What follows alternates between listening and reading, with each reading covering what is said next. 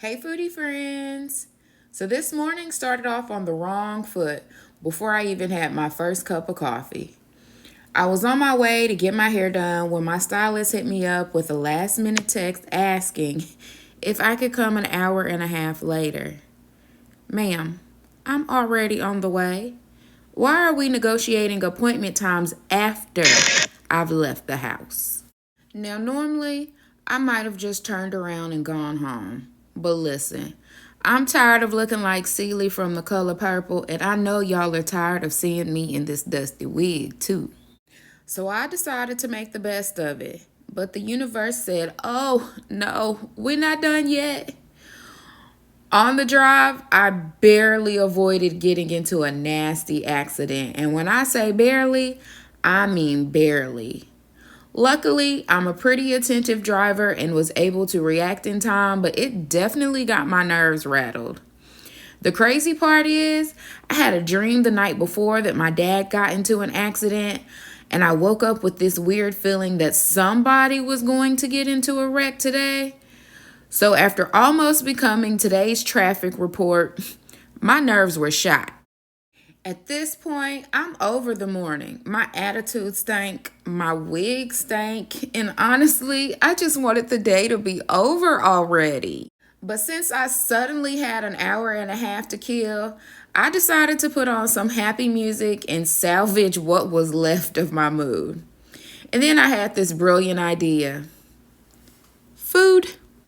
Because if there's one thing that's consistently been there for me through life struggles, it's a good plate of food. I was already in downtown Hopkinsville, so I decided to park the car and take a walk. And honestly, that's what started turning everything around. I strolled through downtown, checking out all the murals, taking selfies, enjoying the fresh air, and just slowing down for a minute. It reminded me that sometimes when life starts lifing, the best thing you can do is stop fighting the day and just enjoy where you are.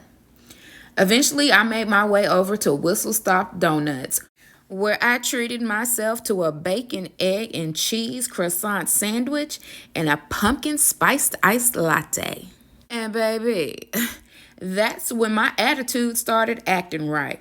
The croissant was buttery and flaky, the bacon was crispy and thick, and the coffee, honey, that coffee had me feeling like I was a rich girl for the day. And suddenly, the world didn't seem quite so ghetto after that.